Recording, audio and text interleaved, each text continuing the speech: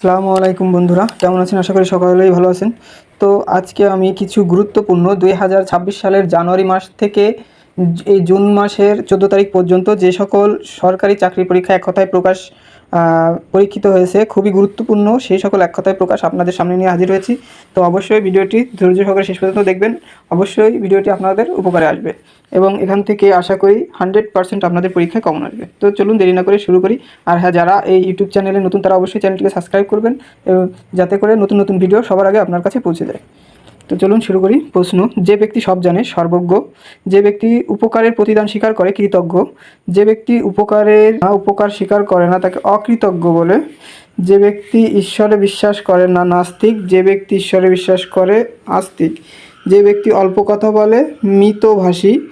যে ব্যক্তি বেশি কথা বলে বাচাল, যে ব্যক্তি পরের উপকার করে পরোপকারী, যে ব্যক্তি নিজের স্বার্থ দেখে স্বার্থপর, যে ব্যক্তি দেশকে ভালোবাসে দেশপ্রেমিক, যা সহজে বোঝা যায় না দুর্বোধ্য, যার পিতামাতা নেই অনাথ, যে ব্যক্তি বহু ভাষা জানে বহু ভাষাবিদ, যে মহাপুরুষ কদাচিৎ জন্মগ্রহণ করেন ক্ষণজন্মা, যে ব্যক্তি আজীবন অবিবাহিত থাকে চিরকুমার, যে ব্যক্তি গৃহত্যাগ করেছে গৃহত্যাগী, যে লিখতে পড়তে জানে না নিরক্ষর, যে ব্যক্তি অত্যন্ত সাহসী দুঃসাহসী, যে ব্যক্তি কঠোর পরিশ্রম করে কর্মঠ, যে ব্যক্তি অন্যের নিন্দা করে পরনিন্দুক, যে মানুষের কল্যাণ কামনা করে মানব দরদী, যার বিশেষ প্রতিভা আছে প্রতিভাবান, যার আচরণ ভালো সদাচারী, যাকে দমন করা কঠিন দুর্নির্বার, যার মৃত্যু নেই অমর, যে ব্যক্তি উদ্দেশ্যহীনভাবে ঘুরে বেড়ায় ভবঘুরে, যে ব্যক্তি অর্থ ব্যয়ে অনিচ্ছুক কৃপণ, যে ব্যক্তি দানশীল উদার,